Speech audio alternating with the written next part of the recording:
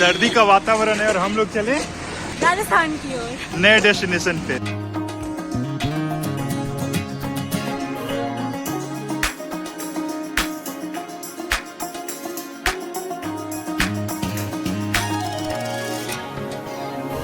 क्या कर रहे हो?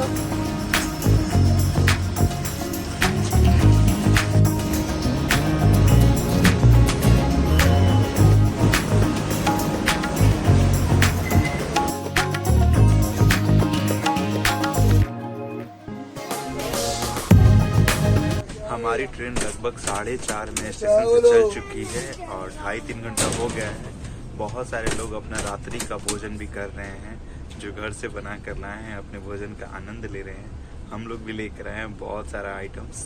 We are going to have delicious food और ये यात्रा बहुत लंबा चलने वाली है। ये तो फर्स्ट डे है।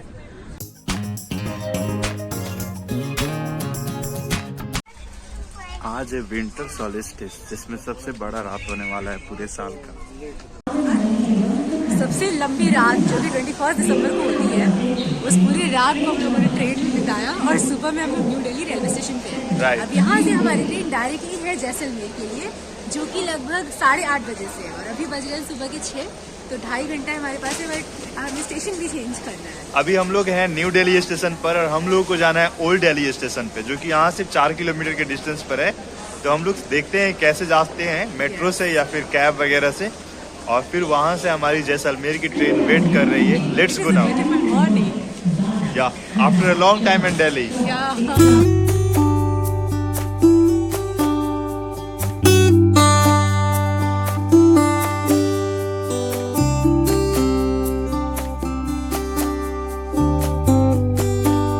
हम लोग पहुंच चुके हैं यहाँ पर नई दिल्ली मेट्रो स्टेशन के पास। मेट्रो स्टेशन पर यहाँ पे मेट्रो आएगी और फिर हम लोग जाएंगे चांदनी चौक। हमारे सामने जो किला है उसको शाहजहां ने 17वीं शताब्दी में बनवाया था और उन्होंने, जैसे कि किला एक राजा निर्माण क्यों कराता है, ताकि वो अपने को प्रोटेक्ट रख सके। तो यमुना के किनारे एक बहुत सुंदर लैंड था जिसपे इसका निर्माण कराया गया था और यहाँ पे 200 साल तक मुगल्स ने रूल भी किया था। लेकिन यही वो किला है जो इस बात का भी सबूत है कि किस प्रकार से मुगल से ये पूरा का पूरा किला ब्रिटिशर्स के हाथों में गया और फिर ब्रिटिशर्स से आज़ादी मिलने के बाद हम हर साल 1947 से लेके अब तक इस पे 15 अगस्त को फ्लैग होस्टिंग करते हैं और एक बड़ा सा स्पीच होता है और ना जाने कितनी सारी घोषणाएं यहाँ से की जाती हैं जो पूरे देश भर को, वाह देखो बर्ड्स का फ्लाई कितना अच्छा लग रहा है, पूरे देश भर को लाभान्वित करती हैं। जवाहरलाल नेहरू से लेके इंदिरा गांधी, अटल बिहारी वाजपेयी, नरेंद्र मोदी, ना जाने कितने दिग्गजों ने इस 15 अगस्त को जब यहाँ से बोला है तो सारे देशवासियों के रक्त का प्रवाह काफ़ी बढ़ गया है। उस समय पे जॉयस माहौल हो जाता है यहाँ पे।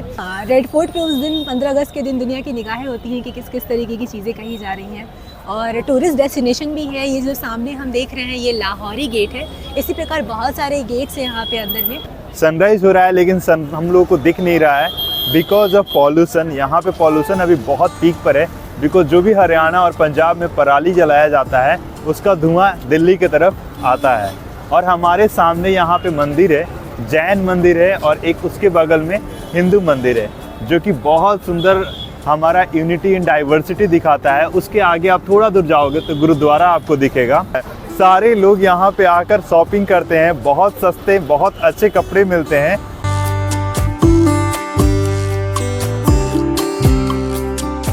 चांदनी चौक का ये सड़क है, आप देख सकते हैं बहुत ही अच्छे तरीके से बना दिया गया है, सौंदर्यकरण किया गया है। पहले बहुत ही ज्यादा इस पे गड्ढा हुआ करता था, बहुत ज्यादा ट्रैफिक अनकंट्रोल वे में हुआ करता था। अब थोड़ा कंट्रोल हो गया है, बीच में थोड़ा सा पेडेस्ट्रियन और पौधे भी लग गए हैं, तो बहुत सुंदर लग रहा है। दिल्ली की सुबह का कहना ही क्या, और वो भी जब लाल किले के पास से सूरज एकदम से पीछे से निकलता है तो आनंद ही आ जाता है। बहुत सुंदर दृश्य है। सुबह का नाश्ता वैसे तो हमारे पास है, लेकिन हम लोग सोच रहे हैं कि दिल्ली में कुछ क्विजीन ट्राई किया जाए और ये फेमस कचौड़ी है दिल्ली का। और जब आप दिल्ली आते हैं चांदनी चौक पे तो एक झलक दिख जाता है 200-150। सुबह के समय पे ये हाल है, आप इमेजिन कर सकते हैं दोपहर में इसका क्या हालत होता है। LCD, LED, टैब, ये सब कुछ आपको फुटपाथ पे मिलता है यहाँ।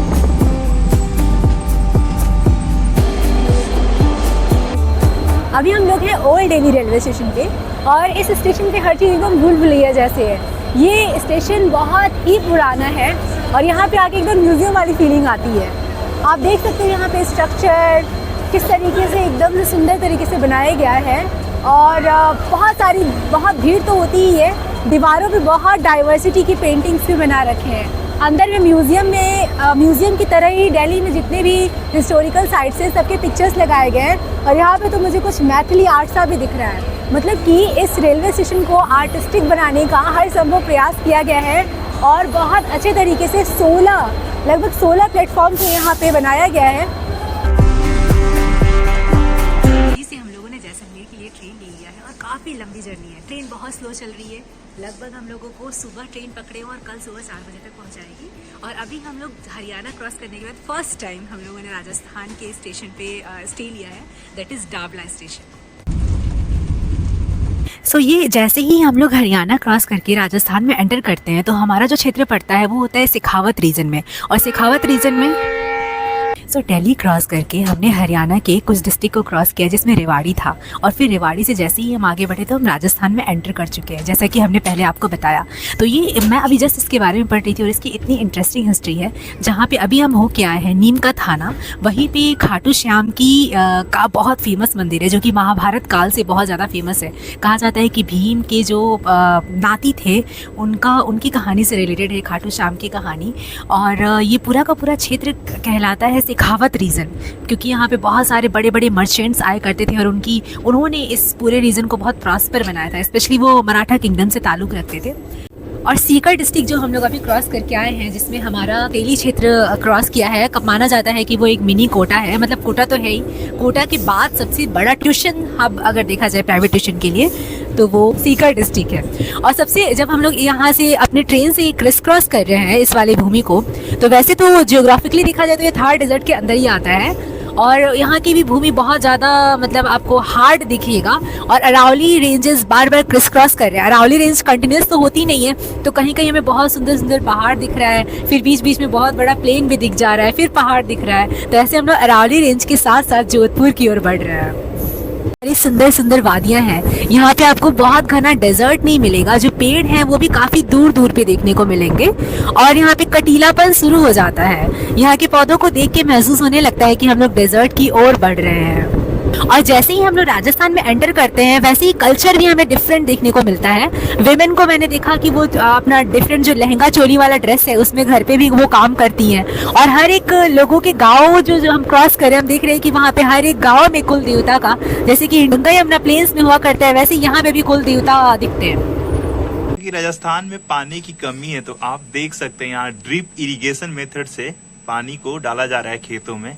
और यहाँ के खेतों में लगा हुआ है सरसों, लगा हुआ है गेहूं, और डिफरेंट पल्सेस भी लगे हुए हैं। नीम का बड़ा बड़ा पेड़ है खेतों में, जिसको काट दिया गया है कि उसका शैडो ना पड़े खेतों पे और फसल पे, उसका फोटोसिंथेसिस कंटिन्यू रहे, जिससे वो अपना खाना बना सके, प्लांट्स, और ग्रो कर सकें। तो राजस्थान का एक गांव कुछ ऐसा दिखता है, कुछ इस तरीके का सुंदर वातावरण होता है, जहाँ पे ड्रिप इरिगेशन मेथड से पानी को डाला जाता है खेतों में। जो मिट्टी का कलर है और जो इसका कॉम्बिनेशन है वो भी बहुत डिफरेंट है। भी देखो एकदम से ऐसे लग रहे हैं जल से गए हैं। अभी तो हम लोग राजस्थान शुरुआत ही किए हैं, दिल्ली से लगभग 150 किलोमीटर दूर आए हैं। आगे जैसे जैसे बढ़ेंगे जैसलमेर की तरफ और पाकिस्तान की तरफ, वैसे वैसे डिफरेंट ज्योग्राफी देखने को मिलेगी। ये है हमारा भारत। आप एक तरफ अरुणाचल में जाते हो और दूसरी तरफ राजस्थान में आते हो, एक तरफ गंगोत्री जाते हो और दूसरी तरफ आप अरावली आते हो। तो ये है हमारा सुंदर भारत।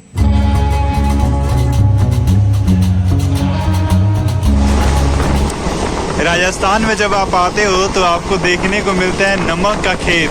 यहाँ खेतों में नमक बनता है। आप देख सकते हैं कैसे फार्मर्स लोग बना रहे हैं बहुत सारा नमक।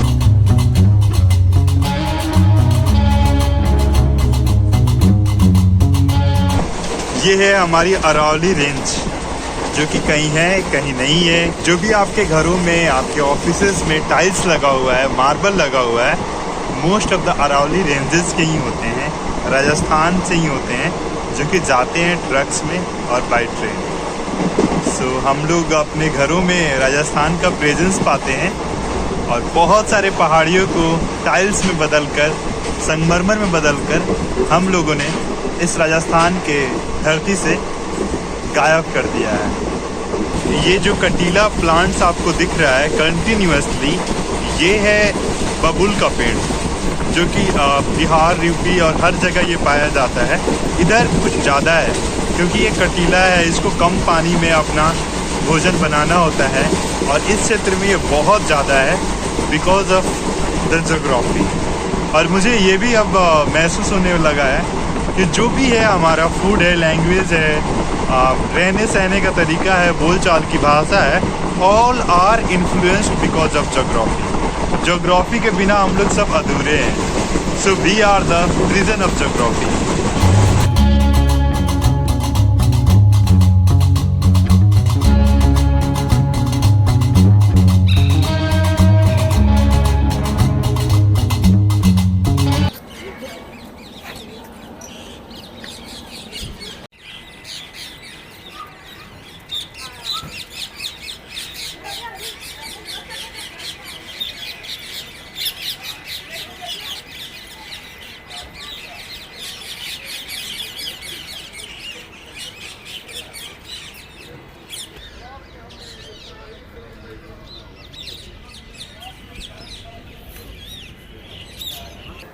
हमारी जैसलमेर तक की यात्रा काफ़ी लंबी हो रही है क्योंकि ये जो ट्रेन है हमारी एकदम पैसेंजर ट्रेन की तरह चल रही है, हर एक स्टेशन पे रुक रुक के चल रही है। लेकिन इससे कुछ हानि नहीं हो रहा है, बल्कि हम राजस्थान की और सब जगहों के बारे में पढ़ते पढ़ते चल रहे हैं। जैसे कि अभी हम लोग मेड़ता पे रुके और मेड़ता के बारे में मैंने तब जाना था जब मैं मीराबाई की बायोग्राफी पढ़ रही थी। तो जो राव दूधा, जो मीराबाई के ग्रैंडफादर थे, वो यहीं से बिलोंग करते थे, राठौड़ किंगडम के। और फिर उसके बाद राव रतन सिंह के पास ये पूरा का पूरा मेड़ता किंगडम, जो कि राठौड़ किंग्स के पास उस समय हुआ करता था। तो मीराबाई एक बहुत बड़ी सेंट है, मतलब पूरे ऑल ओवर इंडिया में उनको जाना जाता है। और उनके जीवन का कुछ हिस्सा अगर मेड़ता में बीता है और हम लोग वहाँ पे हैं, तो ये हमारे लिए बहुत ही एक सुंदर एक घटना है। और मेड़ता में जैसा कि मैंने देखा प्लेसेस टू विजिट में एक म्यूज़ियम भी डेडिकेटेड है, जहाँ पे मीराबाई से के लाइफ से रिलेटेड चीज़ें भी रखी गई हैं। तो अगर हमें थोड़ा सा टाइम मिलेगा तो हम लोग मेड़ता म्यूज़ियम में भी इन द फ्यूचर जा सकते हैं। So this is the story of the beautiful thing. इसके पहले हम मकराना से होकर आए हैं और मकराना की भी ऐसी बहुत सुंदर स्टोरी है। भले वो एक हेरिटेज टाउन नहीं है, लेकिन जो ताजमहल वर्ल्ड हेरिटेज है उसके पत्थर भी मकराना से होकर गए हैं। विक्टोरिया मेमोरियल जो बहुत सुंदर है कैलकाटा का, जो हम लोगों ने देखा है, वो भी उसके भी पत्थर यहीं से होकर गए हैं। और यहाँ तक कि जो राम टेम्पल बन रहा है उसके भी लाल पत्थर मकराना से ही होके गए हैं। मकराना की मार्बल्स पूरे ऑल ओवर वर्ल्ड में वहाँ से एक्सपोर्ट किए जाते हैं, जो अरावली क्षेत्र से होकर आता है। So this is the beauty of Rajasthan. एक एक रीज़न हम बढ़ते जा रहे हैं और अलग अलग राजाओं की कहानी, जैसे कि ये जो हमारा क्षेत्र है मेड़ता, इसको अलाउद्दीन खिलजी ने पहले अटैक किया था। फिर उसके बाद फिर राजपूत आए यहाँ पे, फिर अकबर के टाइम पे फिर से इसको कैप्चर किया गया मुगल्स के अंडर और फिर इसको कई रियासतों में बांटा गया। और फिर एक साठगांठ बनती रहती थी, राजपूत की मुगल के साथ एक तरीके की साठगांठ थी। इसलिए जो भी हम आर्किटेक्चर भी फ्यूचर में देखने वाले हैं, जैसे जैसलमेर की फोर्ट्स वगैरह, उसमें भी हम लोग को मुगल्स का इफेक्ट बहुत ज़्यादा देखने को मिलता है। और यहाँ तक कि जो रेड फोर्ट देखा, उसमें भी राजपूत आर्किटेक्चर का इन्फ्लुएंस बहुत ज़्यादा देखने को मिलता है। So of course we are on the land of Rajputs and the kings and the history of course। and सबसे सुंदर बात है कि इतनी मीठा, मतलब मीराबाई का भजन हम लोग क्लास 9, 10, 11, 12 पायो जी मैंने राम रतन धन पायो। उनके जैसा भक्त होना, अब क्या कहा जाए। एक तरफ मीरा यहाँ पे पल रही थी और उधर कबीर पल रहे थे। दोनों ही ये सगुण भाषा की इनको भक्त माना जाता है, क्योंकि ये कृष्ण की प्रतिमा में विश्वास करती थी। और वहीं कबीर थे, वो निर्गुण भक्ति शाखा के संत माने जाते थे, क्योंकि वो भगवान का किसी स्वरूप में वर्णन नहीं करना चाहते थे। So both are beautiful in their own unique ways. It is so beautiful. अभी हम लोग राजस्थान के नागौर डिस्ट्रिक्ट में हैं और मकराना और मेड़ता के बीच में एक और जंक्शन स्टेशन पड़ता है जिसको हम बोलते हैं देगाना स्टेशन। देगाना स्टेशन की खास बात यह है कि पहले तो वहाँ पे बहुत सारे मिनरल्स हुआ करते थे, जहाँ पे इतना ज़्यादा माइनिंग किया गया कि अब डीप हो गया है वो, और उसको माइन करना इकोनॉमिकली वाइबल नहीं है। लेकिन अभी 2023 में देगाना में हम लोगों को लिथियम का रिजर्व मिला है, जो कि कहा जा रहा है कि जम्मू एंड कश्मीर पूरा मिला के उससे भी ज़्यादा हमारे पास वहाँ पे लिथियम का रिजर्व है। तो अभी हम जानते हैं कि हमारे पास मतलब जैसे कि हम लोग कूच कर रहे हैं कि हम लोग ग्रीन एनर्जी की तरफ बढ़े, उसमें हमारी लिथियम आयन बैटरीज बहुत ज़्यादा इंपॉर्टेंट है। तो इस तरीके से देगाना का भी इंपॉर्टेंस इन द फ्यूचर बहुत ज़्यादा बढ़ने वाला। पूरे नागौर डिस्ट्रिक्ट में आपको कहीं पे मार्बल्स मिल रहे हैं, कहीं सॉल्ट पैन। जब हम लोग रास्ते से आ रहे थे तो हमने देखा कि डिफरेंट सॉल्ट पैन थे जहाँ नमक बन रहा था, और उस सॉल्ट पैन का नाम था, एक का मीराबाई सॉल्ट पैन नाम था, एक का कबीर तुलसीदास सॉल्ट पैन नाम था, एक का चंद्रशेखर आज़ाद था, जयप्रकाश नारायण सॉल्ट पैन। तो इस तरीके से मतलब जिनका जिनका वो एरिया है उस तरीके से डिसाइड किया, डेडिकेटेड किया गया और वहाँ पे नमक बन रहे थे। तो 3 चीज़ें तो ये देखा, मिनरल्स के लिए बहुत ज़्यादा, specific type of minerals, marbles के लिए और नमक के लिए। फिर आगे देखते हैं कि हमारी कहानी हमें कहाँ तक लेके जाए। हाँ, राजस्थान में अपनी बहुत खूबसूरत स्टोरी। अभी लगभग हमारा 7 बज रहा होगा और हम लोग मेड़ता में हैं। मेड़ता की एक अलग कहानी है, और अभी कुछ देर बाद लगभग 9 बजे तक हम लोग जोधपुर पहुँचेंगे, और जोधपुर का तो इतिहास इतना लंबा है कि उसमें पता नहीं कितनी सारी किताबें लिखी जा सकती हैं। लगभग 24 घंटा हो चुका है हम लोगों को ट्रेन में बोर्ड किए हुए, और अब सुबह में एग्जॉस्ट हो चुकी हैं कंटिन्यूसली। एंड हम लोग सुबह 4 बजे उतरने वाले हैं। अभी जस्ट 5 मिनट में जोधपुर आने वाला है। तो जोधपुर से जैसलमेर भी लगभग 200-300 किलोमीटर है, लेकिन सुबह 4-5 बजे ट्रेन हमारी पहुंचेगी। तो it's a long trip, it's a long journey, but we are doing it. सुबह 8 बजे हम लोग दिल्ली से ट्रेन पे बैठे थे, और हमारी जैसलमेर कल ट्रेन हम लोग पहुंचने वाले हैं सुबह लगभग 4 बजे। और अभी हमारा डेस्टिनेशन था जोधपुर में पहुंचने का रात को 9 बजे, लेकिन ट्रेन हम लोग को पहले पहुंचा दी है 8 बजे। और इसका मतलब हमारे पास पूरे के पूरे 1.5 घंटे हैं, क्योंकि 9:30 बजे यहाँ से ट्रेन चलेगी और अभी 8 बज रहे हैं। तो अभी हम लोग जोधपुर में हैं, one of the most beautiful cities of the Rajasthan. जैसे जैसलमेर, जोधपुर, उदयपुर और जयपुर, ये सारी जो सिटीज़ हैं ये मोस्ट विजिटेड टूरिस्ट प्लेसेस में से गिनी जाती हैं। और जोधपुर की कहानी तो बहुत पुरानी है। मारवाड़ किंग की राजा जोधा राव ने इस सिटी का निर्माण किया था, और उन्होंने एक बड़ा सा फोर्ट बनाया था जिसको हम कहते हैं मेहरानगढ़ फोर्ट। तो इस हिस्टोरिकल सिटी में हम लोग आएंगे, लेकिन पहले हमारा ट्रिप जैसलमेर की ओर है, और फिर लौटते वक्त शायद हम लोग जोधपुर से होके जयपुर की ओर जाएं। अभी हमारे पास 1.5 घंटे का टाइमिंग है। हमने बाहर से खाना भी ऑर्डर करके रखा है, तो अब खाना आएगा, हम खाना खाएंगे, and we will have a good sleep in the night. और सुबह हम 4 बजे लगभग जैसलमेर की तरफ प्रस्थान कर रहे होंगे।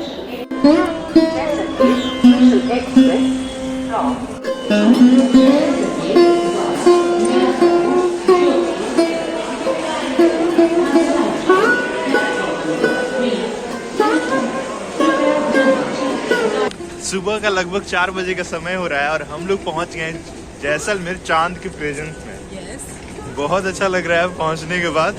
हमारा लगभग 36 घंटे की जर्नी कंप्लीट होती है यहाँ पे।